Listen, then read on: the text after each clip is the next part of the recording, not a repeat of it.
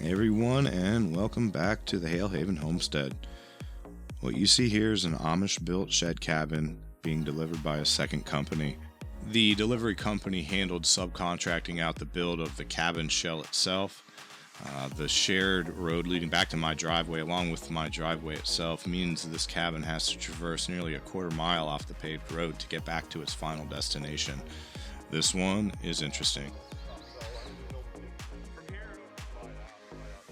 This 14 by 42 foot structure is going to have a bit of a challenge sneaking its way back into my shared road and driveway, but once it gets back onto the driveway itself that I built, there should be no issues. This private drive you're seeing here is shared between the rest of the properties as a main entrance to each of our lots. This is where the truck and trailer are about to pull out their wild card and show us how they're going to sneak this cabin around this tight bend. More on that though in a minute. Ultimately, there are going to be two cabins on these properties. The larger and more traditional cabin build is going to be hopefully started in on next spring on the lot adjacent to this. I say adjacent lot, but in reality the properties are fairly narrow at their front, and both cabins will be within 200 yards of each other. In the meantime, though, this easier and more readily available option is what we went with to get a footprint on the ground as soon as possible. The next little trick you're about to see the delivery trailer pull is what made this entire delivery possible. Well, that and every other specialized feature on this purpose-built trailer. There are a set of skid steer tires mounted perpendicular to the usual trailer axles that are on hydraulic rams that literally allow this trailer to pick itself up and drive laterally. This is the first time I've seen a trailer set up like this. Very, very cool. We're going to see it do just that in a second. The first time I saw the trailer rock over on one side as it lifted, I thought for sure the whole rig was going over.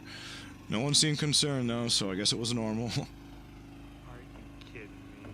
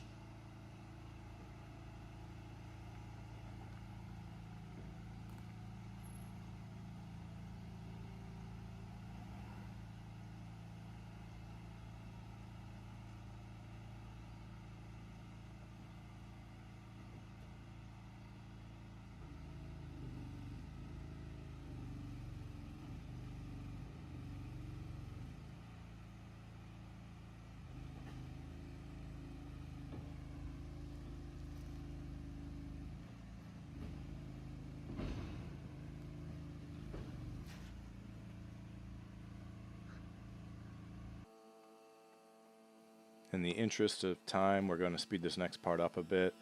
There isn't a whole lot to note other than this portion of the driveway straddles the property line, and then you can see as it branches off towards where the main cabin will be eventually built. The grand plan of this place will be to have this smaller cabin primarily for my parents and also used by family friends when needed.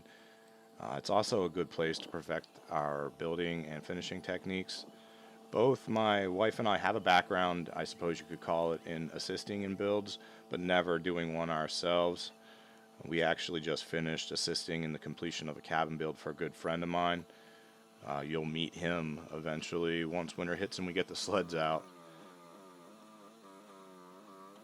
Anyway, back to this build.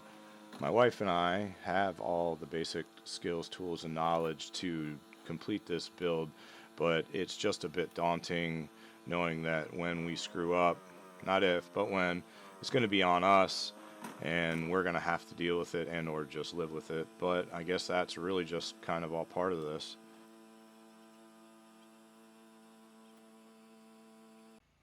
And then finally, the touchdown. I'm going to let this one play out because I thought it was really cool. It's one of those things that as soon as you see it, you're like, huh, so that's how they were going to do it. I'll check back in for the final walkthrough of the cabin shell.